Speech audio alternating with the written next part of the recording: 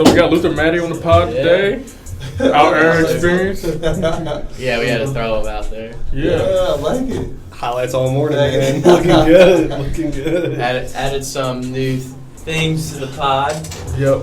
Yeah, brand new paneling. Looks good. It is solid. It is solid. It's been a different setting every single pod, so it's coming to the final form now. Yeah, so it's like Pokemon. Settle in a little bit. We evolve. I like this room, man. It's nice. Got the fan with the light. Yeah, the fan's I like it. Good I like it. It's come together slowly but surely. Yeah. If you look at our first one to this one, I mean, completely. I saw one clip with Keenan, but I haven't seen any. I didn't watch the full episode. Keenan was 2, so then we got my brother 3, then Scott 4. Scott was 4. That's right. Okay. That's right. You'll be there. Number 5. There you go. Number 5. Exactly. I love it. I'll take that. So you just had a birthday, and bro just got back from New York City. Yeah. Working deals on your birthday up there. Come back, close the deal. How was that? It was good, man. So it was my first time in New York, and being from South Florida, I'm used to kind of like that city vibe. But New York is everything everybody explained to me as far as like bright lights, things to do, everything's fast paced. I will say I was surprised the people weren't as rude as I thought they would be. Like everybody was saying, everybody in New York's rude and watch out for this and watch out for that. Like it was cool. Pretty good. Yeah, they're not gonna go out the way to like say they can open the door, but they're not like openly rude either. You know what I'm saying? But it was good, man. Went to New York Knicks game. Did all the touristy stuff, walked around. Yeah, and all that. Where'd you visit? We're Manhattan. We stayed in Times Square. Okay. Right in the heart of it. Yeah, we stayed right there off of Broadway and like 46 or something like that. Okay. So yeah, we're in the middle of everything. Cool. Yeah, that's where you want to go when you go to New York. Yeah, for sure. Yeah, we stayed there for, I guess, four full days. We put a little bit of a dent in it, but we got to go back. There's so much there. Still got to see the Statue of Liberty, all that kind of stuff. Yeah, all that. We got close to the statue, but we didn't go inside of it. But we were able to kind of get real close and do the sightseeing stuff. So yeah, it was a good time though. It was a good vibe. Yeah. So you say you're from South Florida. We did our research. My first question about that is taking you all the way back to Atlantic High School. Yeah. Coach Chris Beam. Yeah. So you didn't play football like growing up or anything. Yeah. You just played 1 year, senior year. Yeah, I didn't, man. So it's crazy. Like I tried to play little league football. Yeah. But I was too big. Like I weighed too much, right? So I couldn't play. Yeah, they had caps on like the weight limit or whatever. So I wanted to play, I think, sometime in middle school, but I was too heavy. I couldn't play unless I played for like this team further down south. Like they're a little bit more flexible, but I can't commute back to practice and all that. Like the team that was right next to my house, which is Pompey Park, it's called Derry Rocks, like fire team. I was too big. I couldn't play, so I didn't start playing organized football until my freshman year at Atlantic High School is when I actually started playing some real football. Okay. Yeah. How was it the first time you put on the pads? Like, what was the feeling you got from it? Headache. Man, I'll tell you, one of my boys, I'll tell you, like, I'm in the locker room, right, trying to put my pads on. So how about I put my pads on the wrong way? Yeah. Like my knee pads and like all that. Man. Like my knee pads were in the wrong way, and then my thigh pads. That's like we need to loop the belt through the hip pad. Yeah, I had to loop the belt through it, and I did it completely. Back. I butchered the shit. So my boy had to help me put it on. But it was good, man. I'd say it was new, so it was hella heavy, and the helmet I was sweating through the helmet. Couldn't really see in my peripheral. What kind of face mask did you have? Did you have the bar right there? I didn't have the bar, but I had a big open, like it was one of those thicker. Oh yeah. We call it a duck. Is what we call it. Yeah, I had a duck. That's what you call it. Yeah, I had that. But it was good, man. I mean, my cousins played at a pretty high level. They're the ones that kind of pushed me to play football. They saw that I had some like decent size. Like, yo, you need to go play football, and it gave me an opportunity to stay off the streets and go in the wrong direction. So like, shoot, let's do it. So played my freshman year, and I was decent, but I didn't really like catch on to it until like my senior year. That's when I finally got on varsity, and I did a little something. Ended up being a number 32 player in the area down there. yeah, it was a good season, man. I think I had like 78 tackles. That's what it was, 78. Yeah. 78 tackles. Pretty solid. A little bit of sacks here and there. So 13 sacks. Yeah. So it worked out, man. But it's crazy. Like, you don't have to. A lot of folks think you need to start playing football at like 5 years old. I actually don't think you should be doing that. I mean, you should play, but don't be, going to all these camps and just doing too much. I know some guys. Right off the bat. Yeah, I know some Maybe guys some have done that, and they Yeah. get burnt out. Like they can't. Yeah. They don't make it past high school. So A lot of people are pitching like flag until you turn like 12, yeah, just to get like the emotion of running with the ball and all that kind of stuff. It's not a bad idea. not going in the wrong direction or whatever. Yeah. While running into each other. Yeah. Yeah. So, but yeah, I started playing in high school. Do you play any other sports? Did you? Anything else? I wrestled. Okay. I wrestled my sophomore year for a little bit, but their conditioning is crazy. Yeah. Oh yeah. Yeah, their conditioning is insane. Yeah. You know about it? I wrestled for about 10 years. Oh damn, I didn't know that. Yeah, Okay. yeah. Yeah, no, wrestling's crazy, man. I did it for a little bit, and I even went to a match. I think I went like 1-1 or something like that. So yeah, I wrestled for a little bit. That didn't last. I got out of it, and then I did shot put for like half a season. Okay. Just because our coach wanted us to do something, but it's football. So that's all we breathe is football every day and all day. Ain't nothing wrong with So, that. Football. yeah, Florida got the best football now. Don't forget. I know we're in Virginia. No, we know. Okay. We're big Lamar guys. Jackson, Big Lamar he's guys. from the crib. Yeah, I know that. He's from the crib. Yeah, he's not from Delray Beach, but he went to Boynton Beach, Okay. which is basically like Heritage and Glass, like right next to each Y'all other. played them? Our high school did it. We play him every year. I didn't play him. He's about 3 years. I think. He's like our age, Yeah, 26. Yeah, so he's like 3 or 4 years. He younger just than turned me. 27. I'm pretty Yeah. sure. Right. Yeah. But he Yeah. played in high school. Oh yeah. I remember when he stopped and like the guy flew right in the Probably zone. fine. I remember that in high school. I was like, oh my god. You were in high school, yeah. Yeah. I think I was Yeah. like junior, senior, or something like that. Yeah, so that was against Village Academy. And Village Academy Okay. is in Delray Beach. So I was just Okay. going to show, like, that's right. Literally 10 minutes from my house. Wow. That's a A whole hotbed action. of talent. Did any of your other teammates like go play, do anything crazy? Oh yeah. We got crazy D1 talent from my high school. I mean, in my year alone, we had like 3 or 4 guys that went D1. One went to Minnesota. Jeff Matillis, me, my boy Daddy Nicholas. We went to Virginia Tech. Daddy went to the Tech with me, and then who else that year? J-Rod, he went to Hampton. Zeke went to FIU. It's all the same class. And there was one other, but the year before that, we had guys going to Ohio State. We had another Tech guy. We had a Minnesota guy. An Ole Miss. We went to Ole Miss receiver. Love it. So yeah, ton of talent at my high school. I could go on and on and on. Yeah, but, yeah. do a quick search. Just You want a water, by the way? Yeah, I'll take a water. Okay, actually. crap. Yeah, I'm trying to get that. Yeah, so you went to Tech. The transition from the 4 years of high school into that first year at Tech, how was that? The transition. It was interesting. We saw you got early playing time, like early on, but Yeah, I did my freshman year. So coming out of my high school, right? I was a 2-star athlete. I had a handful of scholarships. Appreciate it. Yeah. Smaller schools, like the FIUs, the Marshalls. It's funny. I was actually committed to Western Michigan at one point because it said I could play fullback. So like, yeah, I'm with it. I can hold a rock. I'm with it. Let's do it. But I ultimately decided Tech gave me the scholarship the day before signing day.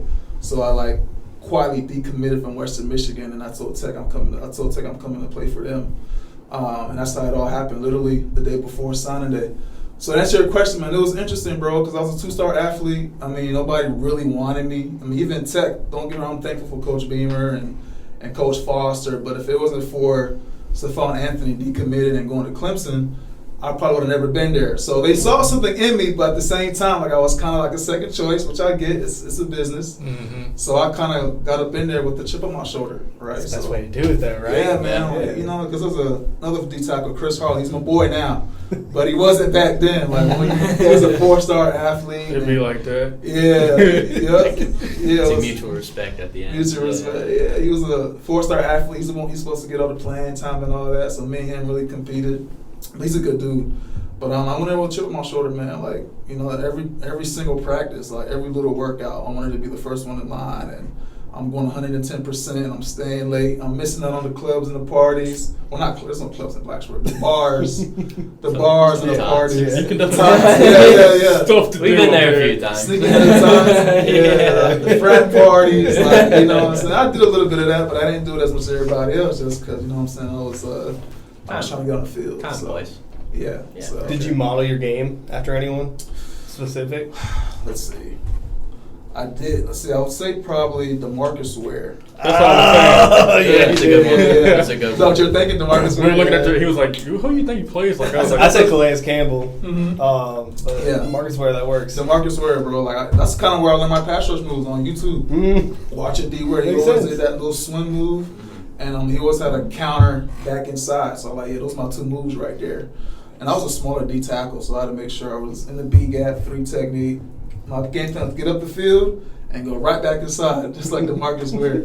So to answer your question, yeah, D Ware was my guy. And it's funny, bro, before games, I used to watch like skill player highlights for some reason. Really? Like It I guess gets because you of hyped the up? quickness, yeah, kind of Yeah. get me going. So I used to watch like Tavon Austin and like Reggie Bush. Like I watch their highlights for whatever reason, although I'm playing D he's like, tackle. boy, if I get this You ball, can boy. you can take something from anything. Yeah, Like you know Max Crosby, right? yeah. He's like sparring Sean Strickland, like the former middleweight champion, because he wanted to get his hands better. Oh yeah. And I didn't know that. isn't that crazy? Like Yeah. little things you can take from other positions, other even different Facts. sports. Swords. You Yeah, can for you sure. can use it. Yeah, because the cut in and then like I mean, a lot of people say receivers and D tackles are real similar because they have to get off the line and I can use see their that. hands. Mhm.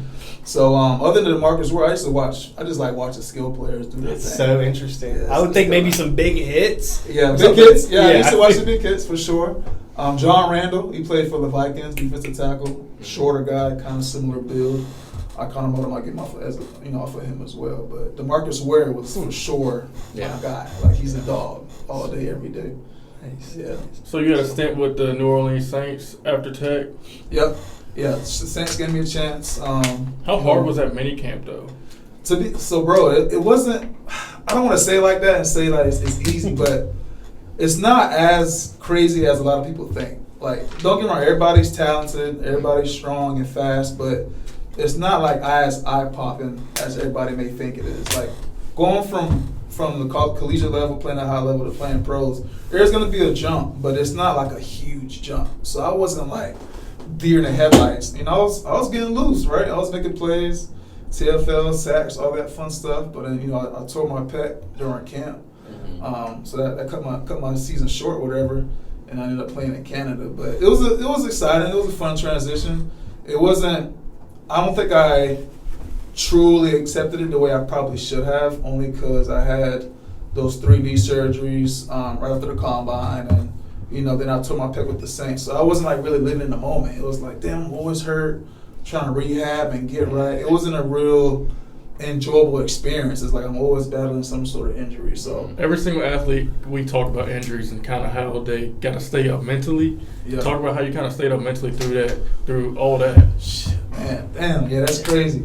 My teammates played a huge part, right? Like my teammates when I was at Tech, Coach Foster, Coach Wiles, always checking in on me. That played a huge role. But I think ultimately me just thinking about like the end goal. Like the end goal is I got to get to the league, make some bread, make some money, you know, give back to my family. I got 5 brothers that need some help. My family's originally from Haiti, so we got a lot of family back in Haiti. And even when I was at Tech, I would like always like send some bread back to my parents, and you know they help with their bills, and they'll send a piece of that off to Haiti.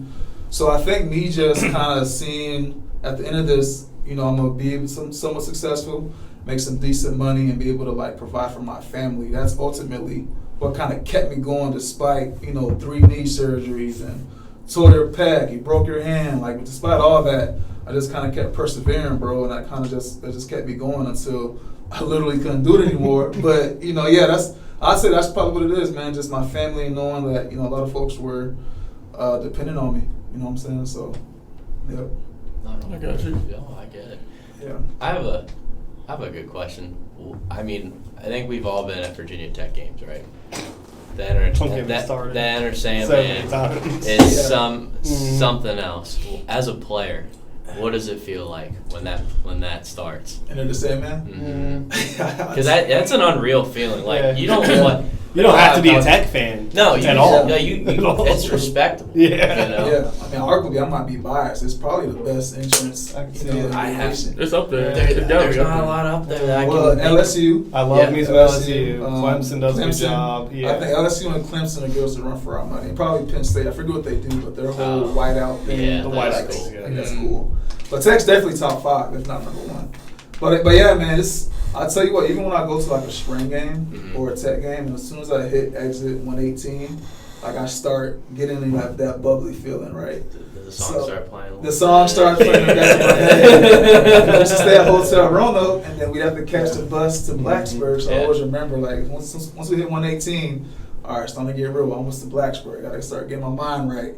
So by the time I get to the field, do our warm-ups, until the cement starts playing, like, it's unexplainable, bro. Like it's anybody that, like you said, you don't have to be a Tech player or a fan. Like we just in that stadium, just the way the music's playing. The stadium's built to where it's like super loud and it's really hit your veins.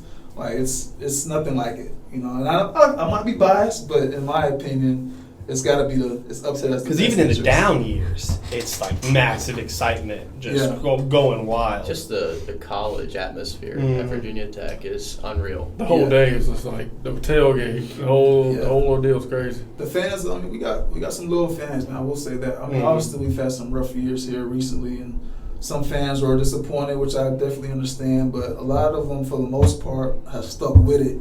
And when they come to Blacksburg, they're there. Whether it's raining, snowing, whatever it might be, there's going to be fans there that will show us love. So I always tell the fans whenever I see them, whether I'm in the gym or something, like the role that the fans play, like it means a whole lot to the players. They don't really realize it.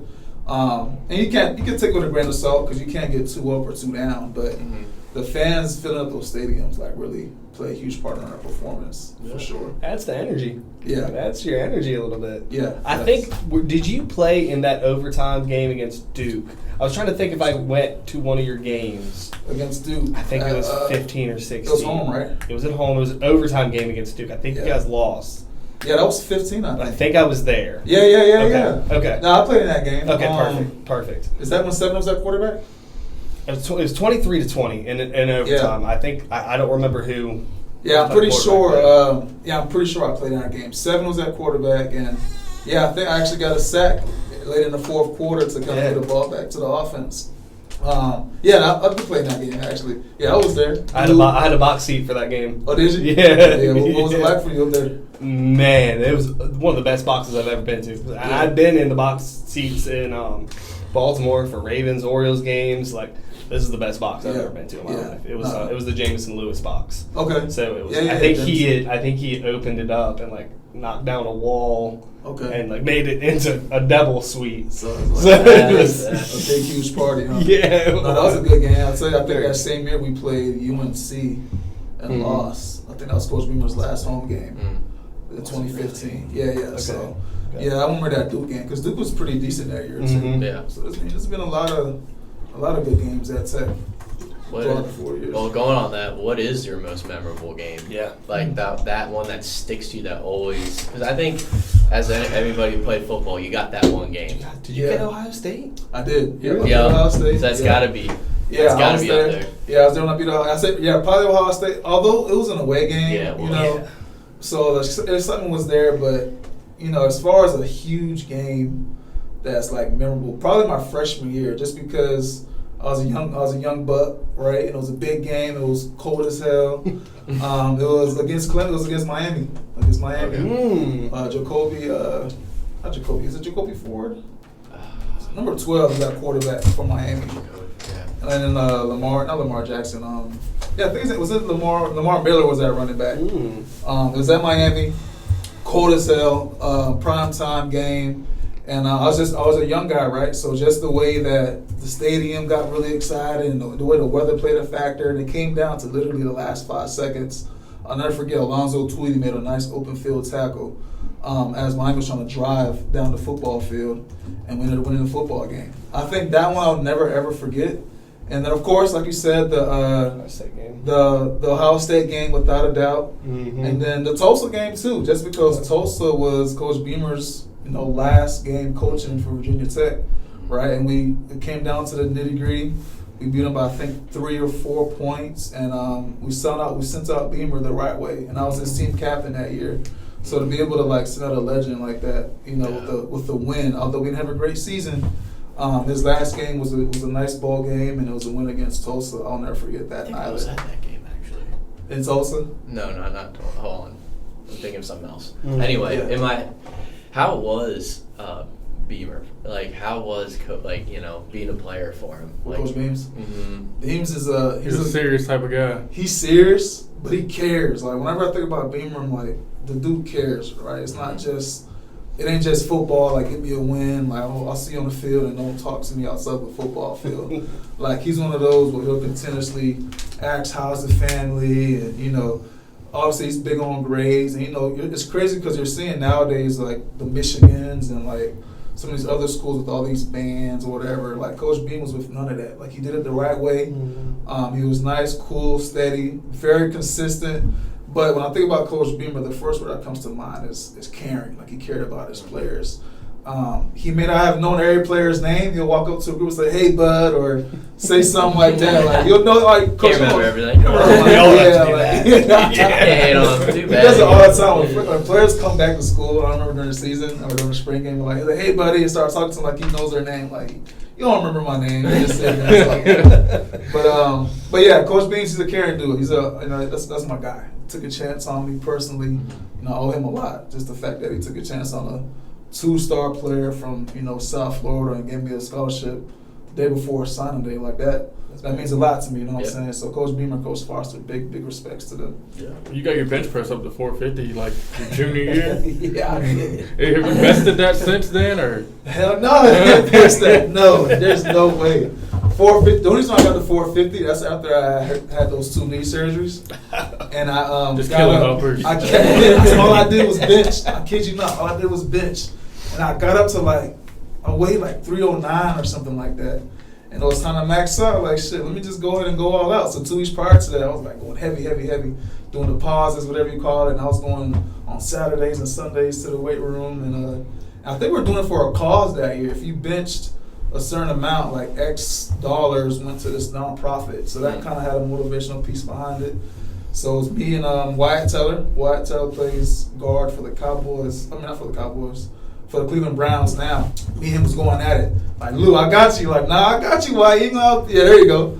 There's big Wyatt. Look at his neck. Shout out. He looked like that in college, bro. But yeah, that's my boy right there. That's a fire picture. Yeah, so me and Wyatt. That's definitely pretty. Looks like something out of 300. Yeah. Wyatt's a dog, bro. So who was going at it, man? I think Wyatt got 445. Or something, so I beat him by 5 or 10 pounds. You got to remind him every time. I saw him at one of the games 2 years ago. Was talking about the whole bench press. He's a kid, bro. If you ever meet Wyatt, he's look goofy, just always playing around. I'll be doing my curls and call it Lou, that's lightweight, man. He'll get up behind me and do 10 pounds heavier and stare me in my eyes this is lightweight. That's what you got. You gotta love it. Yeah, that awesome. competitiveness. Yeah, Wyatt's my guy. He's a good dude. Did you follow the Browns a lot this season? I did. I got the podcast for the Locker Room podcast. Yeah. We talk to former players. He's a guest on the podcast, and so I tend to watch a lot of his games. The Commanders. Who else? Yeah, Panthers. I don't have a team. I was a big Peyton Manning fan growing up, just because the way he went about his business. Mm-hmm. Obviously, he's a great quarterback. Pro. Probably one of the best. Definitely one of the best. Probably top 2 for sure. So I used to always watch the Colts and the Broncos. Yeah. I watched them a whole lot. But once he got done playing, I didn't really. Whoever my boys play for, I kind of root for them. I was rooting for the Bills just because Tim plays for them, but they lost. So I don't really have a dog in the fight now. Shamari Connor plays for the Chiefs, but he's a nickelback for the Chiefs. Played at Tech, but we're not giving no kind of Chief clout. Yeah. Not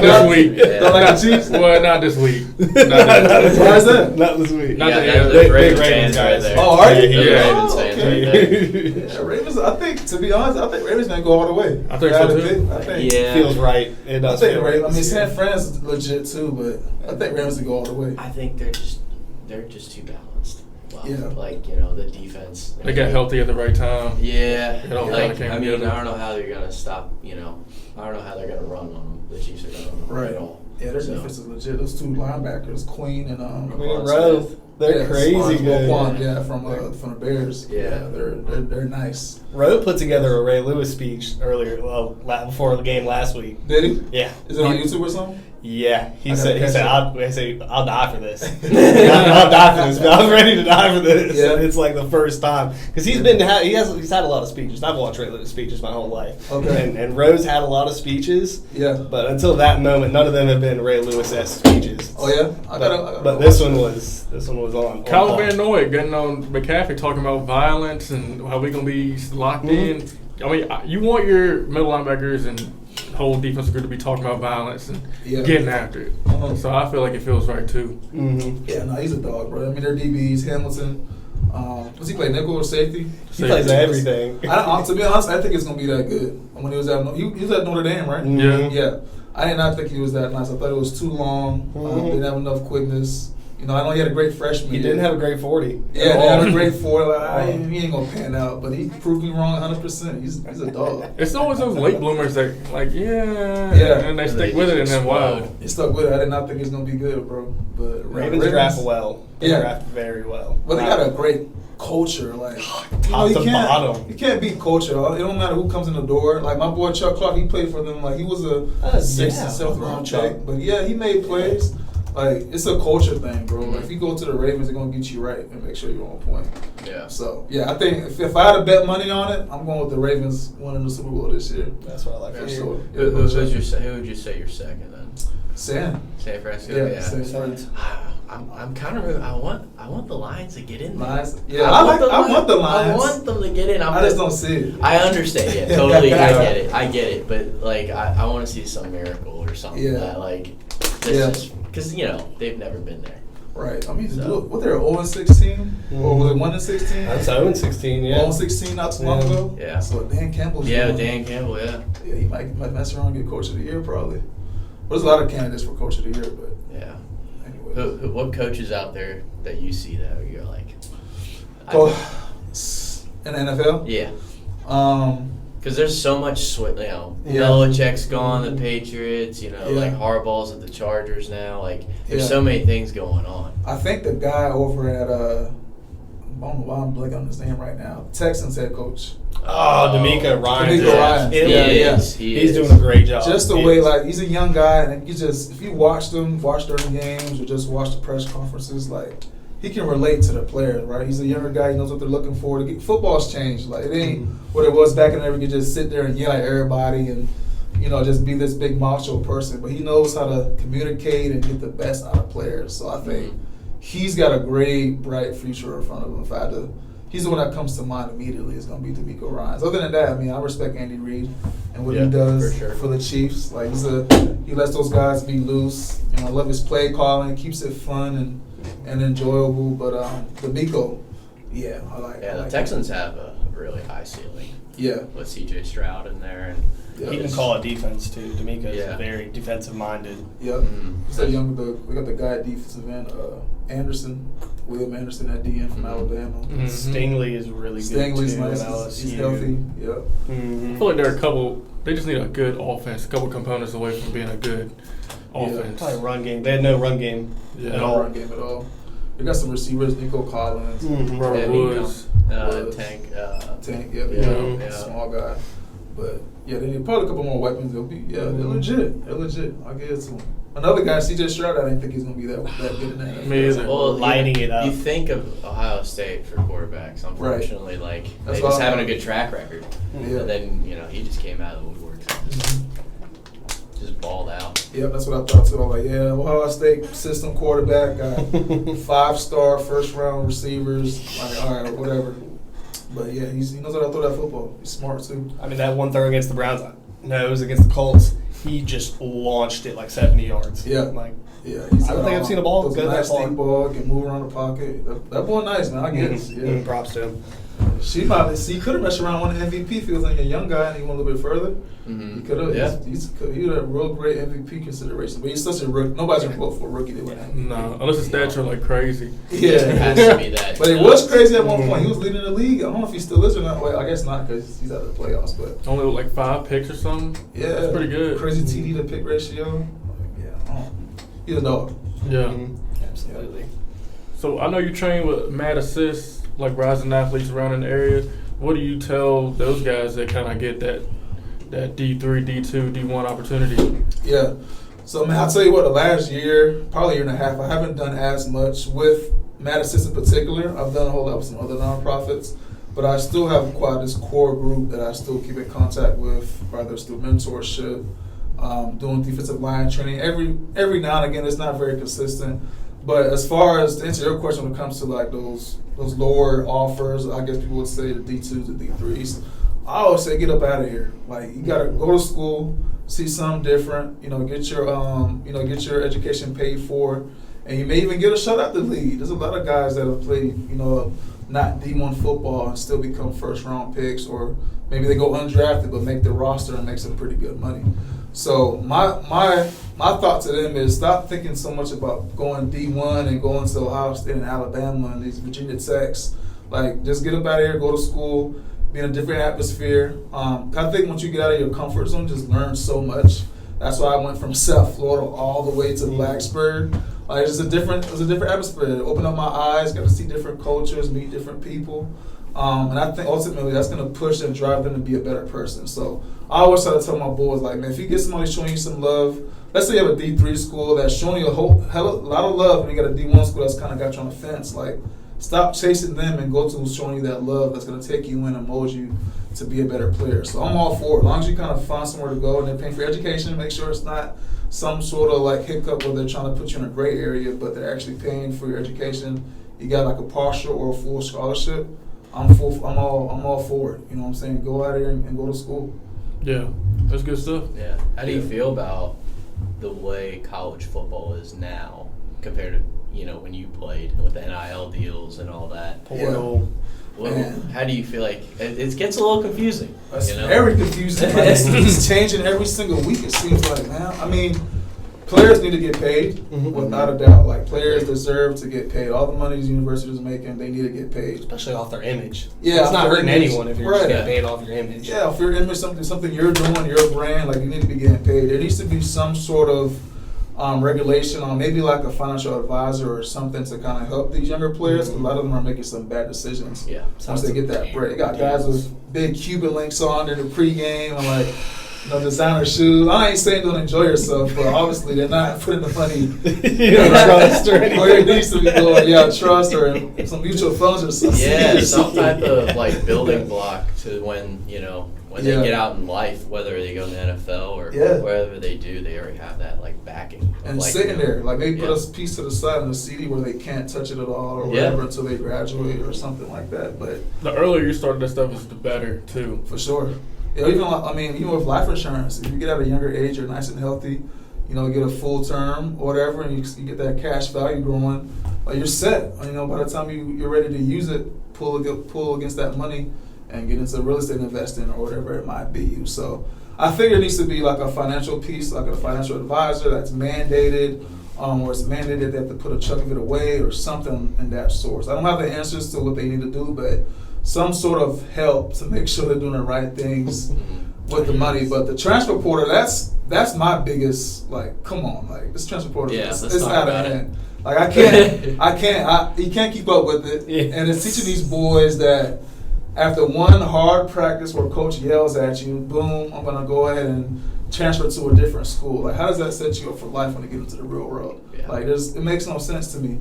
I think they need to do something where it's probably you have to sit out a year again or sit out whatever it might be, or maybe you can only transfer once. Something like that, or mandate you sit out a year just because these boys are transferring left and right. After one bad practice or after coach made you feel some type of way, they feel like they can go ahead and transfer to a different school. So I think outside of NIL money, yeah, that's important. They still need to get paid, but they needs to be regulated. The transfer portal is what we need to really attack. Like that thing is getting where it's way too out of control. Yeah. Right 2-year commitment or something like that. Something that locks you in a little bit. I get the free movement. Yeah. There's like it's Wild West right now. Yeah, it's too out there. Yeah. Like I think they definitely need to like.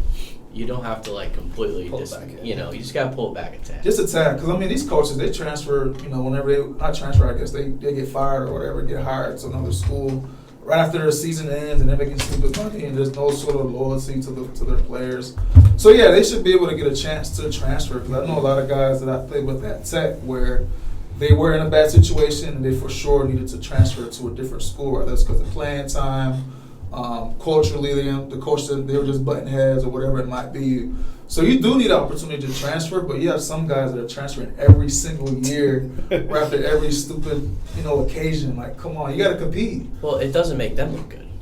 You know, when, you know, if you're trying to be in the league and then you're like, oh, you transferred 4 or 5 times, you know, after a while they're like, okay, like how loyal is this, you know, player going to be? Yeah, facts. I think, yeah, for sure. I think if you make it to where they have to sit out or something like that, they'll think twice about transferring just because I'm not getting a little bit more playing time and I'm a 5-star athlete, or because coach yelled at me for my mess up during the play. So, you know, there needs to be something there where they can push back on all this transferring, because it's just getting way, especially with these quarterbacks, man. They're making stupid money transferring they can literally transfer every year and make dumb money just because they're, you know, somewhat talented quarterback. But, you know, yeah, so there needs to be some sort of pushback with that transfer portal. So what about all these people, like, you know, they're just going in straight football, no backup plan. This is plan A. How you compartmentalize, like, going full-fledged football, but also, like, establishing, like, a backup plan as well? Yeah, I think it's important. I mean, I'm glad I did that. I did a couple of internships while I was at Tech. Got my degree in property management, and that taught me a whole lot in terms of what to expect if I could not play football any longer. Made some connections there, and that kind of pushed me to what I'm doing now with real estate. So I think it's important, but I do also tell some athletes it's okay to have a plan B, but don't pretend it's not there, if that makes sense. Because sometimes when you have a plan A and you have a plan B, you're like, oh, plan doesn't work, and just fall off to plan B, and then you don't take plan A as serious. Yeah, your mind's not fully committed to plan A, right. So I see that happen quite a bit. Cause it's cool to have a plan B or have multiple streams, but plan A is where that's what you're trying to do. Like your main goal, go full force at that. So to answer your question, Lee, you should have a plan B, but just make sure you're still keeping plan A the main thing. Make sure the main thing is the main thing. But yeah, you need a backup plan, whether it's through networking. Because a lot of folks don't realize, whether you're at a D1 school or a D2 school, there's a lot of folks to meet. Like, go to these lunches. That's what I saw you at that one networking event. Like, I'm all about that stuff. And, you know, guys from where I'm from, they always want to mean mug and don't like to talk to people, right? So you got to learn to kind of let that face down. Anybody from anywhere, a lot of these football players, they're just Mr. Big Tough Guy that lifts a lot of weights or whatever. But, like, you got to be able to, like, you know, chill and be able to talk to folks and not really, build a brand. You know what I'm saying? So when you get done playing football, because everyone's going to finish playing football at some point. Yeah. And what are you good at after you're done with football or your other sport? It's very important. And like you've done a great job, and then Butch has done a really good job. Yep. Yes, he has. I love it. I love to see the other talent coming out too, because you're always more than just a football player. Right. Like you had other talents, you had other skill sets, and that's like our mantra with everyone we talk to. It's like, what else are you? Yeah, facts. I know so many guys that don't have that backup plan where their identity is solely on football, and they're struggling right now. You know, guys that I know fairly well, they can't play football anymore.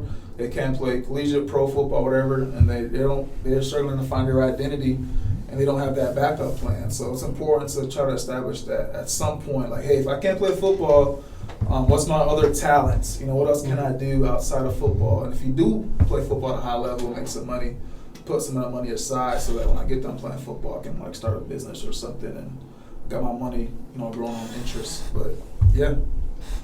How you liking it? What's that? Like just real estate and property management and all that. Man, I love it. I just do the sales side. I got out of property management, but on the sales side, I mean, it reminds me of football. It's competitive. Hey, we just watched one of your commercials. It just brings it out of me. Yeah, some of the listens right there. It's competitive, man. I mean, a lot of you probably already know, Lynchburg is pretty saturated with real estate agents. God. Is it 800? Is it still 800? It's more than 800. But, I mean, it's not.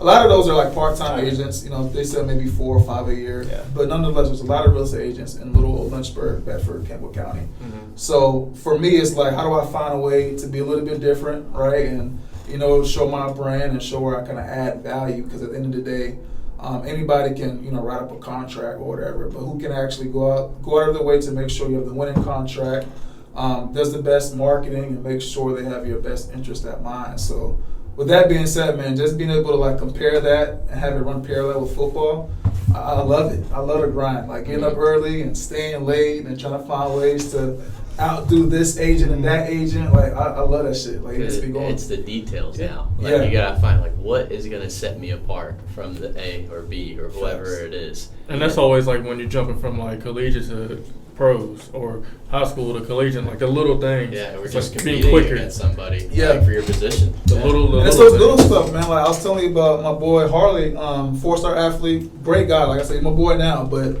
freshman year during the summer we're lifting weights. If he's doing like 225, like I'll slide on and just do 230 or 235. It's not a huge jump, but like just that small little inch further than what the other guys are doing kind of like gets you above that group. So, and I do the same thing with real estate, man. So that's why when I saw the opportunity to get into it, it's commission based. All right. So if you don't grind, you don't eat. You can't blame anybody else but yourself. It's that little chip on the shoulder, right? It gets you a little fired up. If I don't make a sale, like my family can't eat. I can't eat. You know, I went to New York last weekend if I didn't make a couple of sales. So that aspect of it makes me really enjoy real estate. And then the other aspect is like, it gives me a sense of giving back to people because, you know, especially my first-time home buyers and my investors, they're getting their keys for the first time. Like, that's trying to build generational wealth. Like, buying a house is a big deal. Yeah. You know what I'm saying? Like, it's going to probably be one of the biggest things you do in your life, other than buying a car and obviously having a kid and stuff, getting married.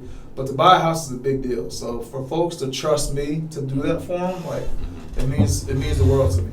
Yeah. So you were elaborating that Lynchburg is really saturated, right, in the area for it. So why choose Lynchburg? Why choose this area? Yeah, so my wife, Chelsea, she's from Forest, grew up in Forest with the JF.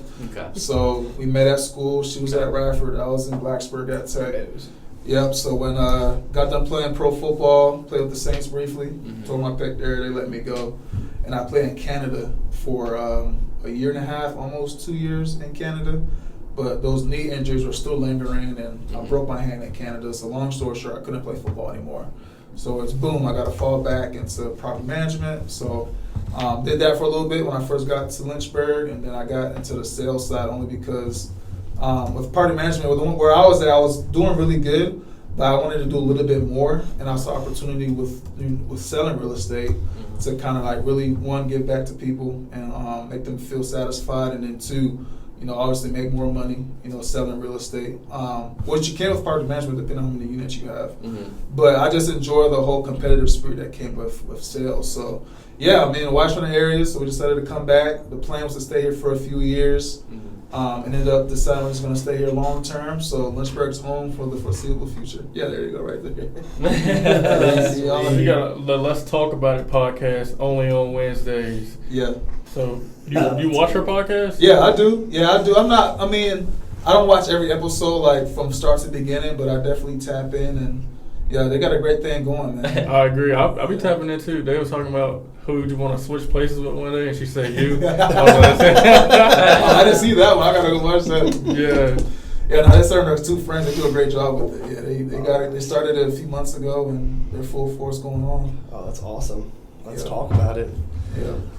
Do you do anything like for personal development? Like obviously you got to get better, skill-based profession. Anything you do to personally develop? I know we talked about you fasting when we were at number 7, and that just intrigued me like crazy. So. Yeah, I still do some of that. I still do intermittent fasting. I got back on that beginning of January. You know, everybody's new year, new you, so I'm getting back on it, and I've been consistent so far.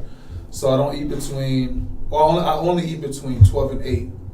12 p.m. and 8 p.m. outside those hours, I'm fasting. So it's a mental thing. You know, you get a little bit hungry here and there, but it's a mental thing. It pushes me to keep going. I did 75 hard last year. the beginning of last year. Have you guys heard of it? 75 Park? Yeah, I did that. That was cool.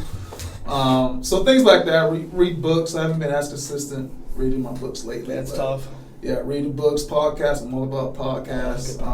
Just finding like-minded people that I can relate to, and I'm always observing and learning.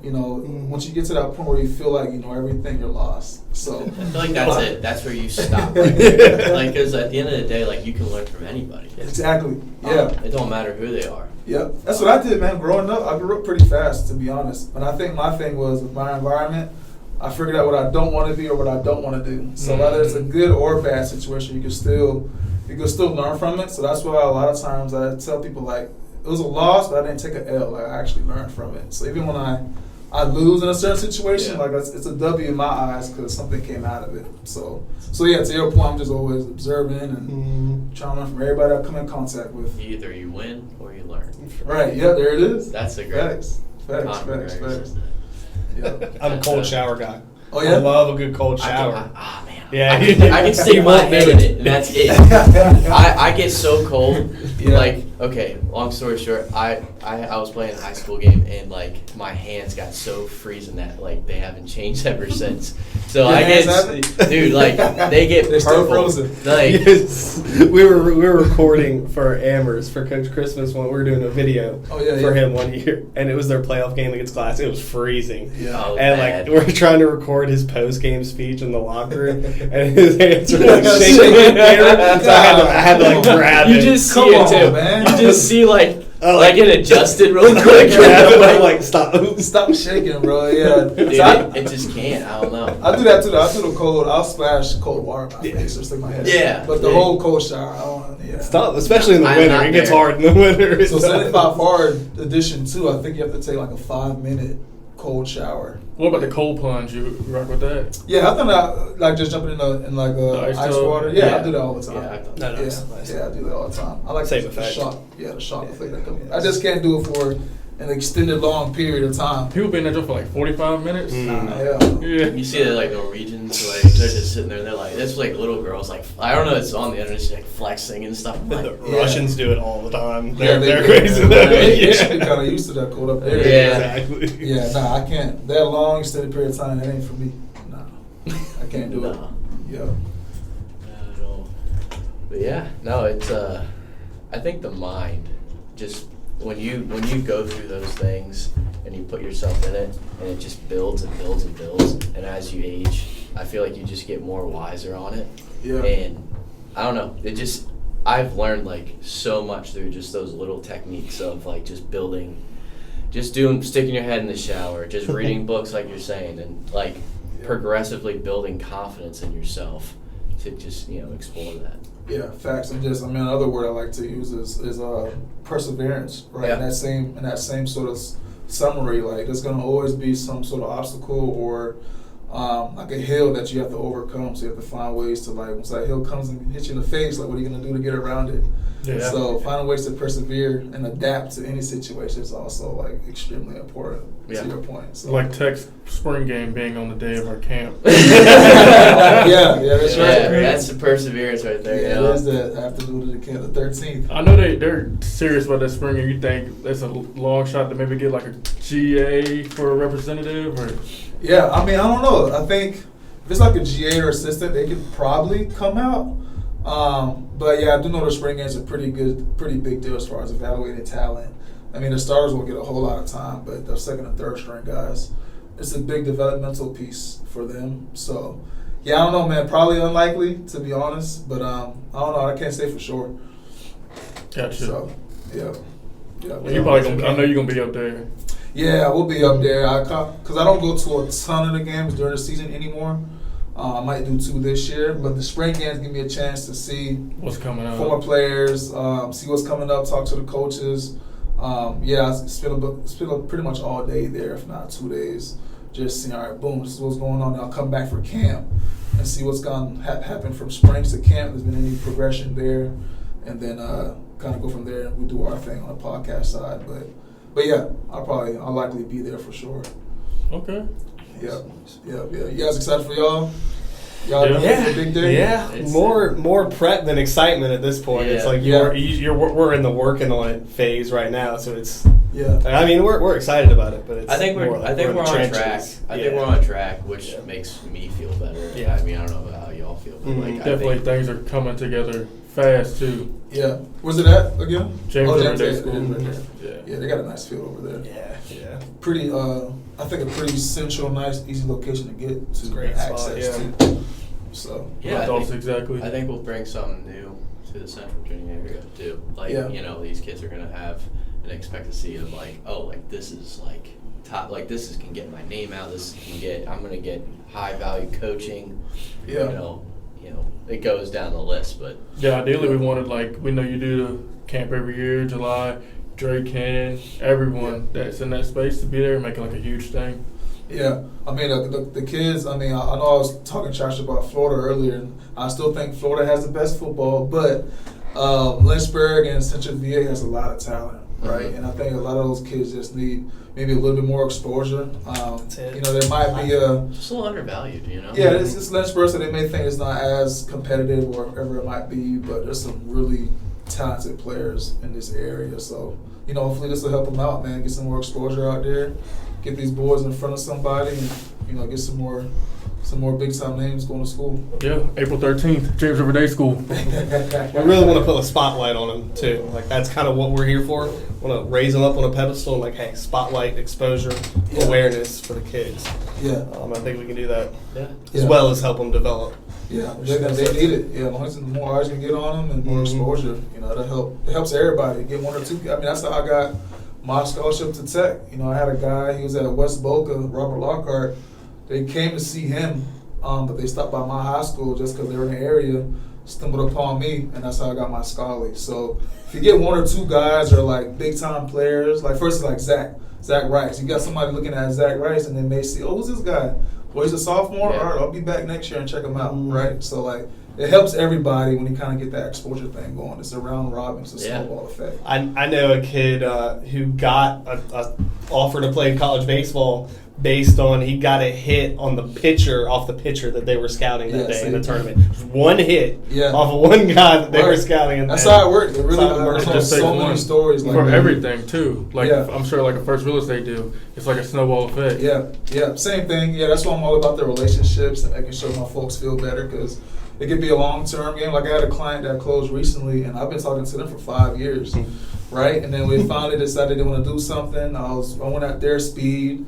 Was being real patient with them, and it ended up popping into where they bought a crib, and they felt really excited about it, and it worked out. So it's the same thing with these coaches and stuff. Like you got to build a relationship with these college coaches, get them in the door, get them to where they trust you, they trust your evaluations, because sometimes some coaches will say, "Oh, this player's a great player. He's actually he's not a very good player," or he has a terrible attitude. So it's one of those things where you build a relationship and cultivate that.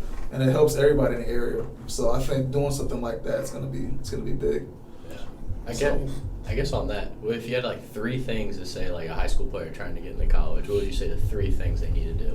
The 3 things. Yeah. To get into college. Just to get on that upper pedestal. Oh yeah. I got you. Obviously everybody's gonna say grades. That's a cliche. Outside of the grades thing, I think film is a big deal. Okay. Film is one thing that I personally took very, very serious. All the great players that I know of, they watched a ton of film.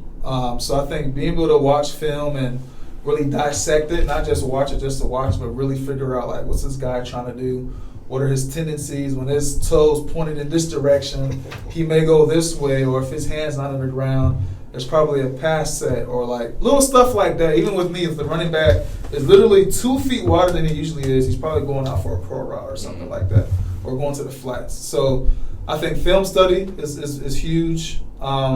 I think getting in extra work when nobody's watching in terms of like your lifts and stuff is a big component. It's one thing to like work on your pass rush and your back pedal, during practice with your coach, but to do that like at night, just you alone in the stadium, like there's a different feel to it. Like it brings more confidence to you. Like you don't need a whole bunch of eyes on you. I'm all about video and exposure, but just do it dolo. Like get some extra push-ups in. It sounds so cliche, but I mean it works. It's true. It's worked for years. Yep. Like behind closed doors, that extra work you put in, like it means a lot between the game film, extra work on your technique, and being real critical on yourself as far as what am I doing right and what can I be better at, right? So I think that plays a huge role. And then third thing, let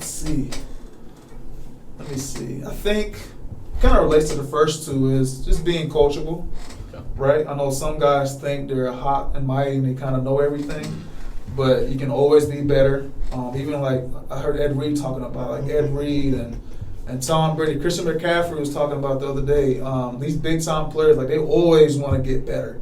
Like don't soft coach me like, oh, you're doing great, Ed Reed, you're a great safety, you're doing everything you need to be. Like, no, coach, what can I be better at? Like find me something to be better at. So being coachable and always wanting more, I think would probably be my third thing for those guys. Yep. So absolutely. Yep. I love a good Ed Reed shout out. Yeah, I love a good Ed Reed. That's the football I grew up watching. Ed Reed? So. Yeah. He's the best safety to ever do it. I know it. I know. You don't have to tell me. I want to say, Sean Taylor, rest in peace. He's a great safety, but I think it's a lot of that because he did pass away, quite honestly. But I think Ed Reed is by far, not by far, but you got Dawkins and you got that. Brian Dawkins, Troy Polamalu, they're out there. Not Charles Woodson, but the other Woodson. Rod Woodson? Yeah. Rod Woodson, yeah. All those guys. But yeah, man. Yep. You got anything you want to shout out? Do you want to promote anything on your end? I don't think so. As far as I mean, I got a lot of nonprofit stuff going on. I don't know when you guys will air this out, but we got a 5K coming up for the Boys and Girls Club. That'll be on February 10th, the day before the Super Bowl. For the love sign. Okay. 5K for the Boys and Girls. All the money goes to the Boys and Girls Club. Awesome. That very same day, I'm with a group called LAZY, which is short for Lynchburg Area Youth Sports Initiative. We have an event going at the YMCA that same afternoon on the 10th. We'll be swimming, basketball, I want to say dance or CrossFit. There's going to be three sports going on. It's centered around the youth. That's completely free. We'll give out food, give out basketballs at the very end. That's February 10th, and then some other stuff I'll probably plug in later. We got a golf tournament coming up in September for the Boys and Girls Club. The YMCA has numerous events going on. I'm on the board for the Boys and Girls Club and the YMCA, and there's always, if you go to their websites, there's always numerous things going on throughout the year. But the February 10th date is probably what's going to be the next big thing for us. And in addition to that, there's a unity walk with LAZY that'll be on Memorial Avenue. Okay. We'll go from kind of that 5th Street, 5th and Federal area, do a nice little walk, trying to just bring the community together. That date is March, what is the date on that? I think it's March 10th, maybe? Beginning of March. Mm-hmm. But like I said, if you go to lazy.org, YMCA, Boys and Girls Club, those three are what I'm mostly a part of. Okay. A lot going on there. Thanks for letting me to do that too. That's what we want. Sure. Like we want to be an area for people to promote whatever good things they have going on in the community. That's awesome. And I'll get these boys on the golf course so we can. Maybe be ready for the golf tournament. Hey, I need to. That's one thing we talk about. I'm like, man, I'm just like, I know I need to be good at it. You don't even have to be good. No, that's not how I think. Like I gotta be like, if I'm gonna do something, I gotta be at least like competitive. Yeah, I'm the same. I'm like, it's fun, and you have drinks and hang out and network. But if I'm not at least competitive, I'm not having fun. So I'm gonna get mad. No, you get mad, John. You get mad. It doesn't matter if you've been out there one time all year. You get mad when you hit a. Well, I gotta hit at least a few good ones. Yeah, like I gotta look like I can compete. Yeah, like I don't play basketball, but like I can play. If you gave, hey, let's play right now. Like, all right, I can do it. Yeah, am I gonna be great? Right. Depends, but that's how I look at it. Yeah, golf's a good time. We have Boys and Girls Club and the YMCA is gonna have a golf tournament towards the end of the year, so that'll be a great time. Yeah, shoot us those flyers. We can add it on to the fund. Mm-hmm. Yeah. Okay. Cool. Yeah, I'll do that. We got flyers for the February and the March events. Yeah, we'll throw it in there. So sweet, dude. Appreciate you. Appreciate y'all. Man, appreciate y'all. Yeah, for appreciate sure. You, bro. Yeah, glad it worked out. Yeah, it worked out. Appreciate y'all, boys. Absolutely. That'll be a wrap. We got a nice setup, man. Yeah, we've us and Tommy's worked really hard to put this spot together. He's done a great job. He really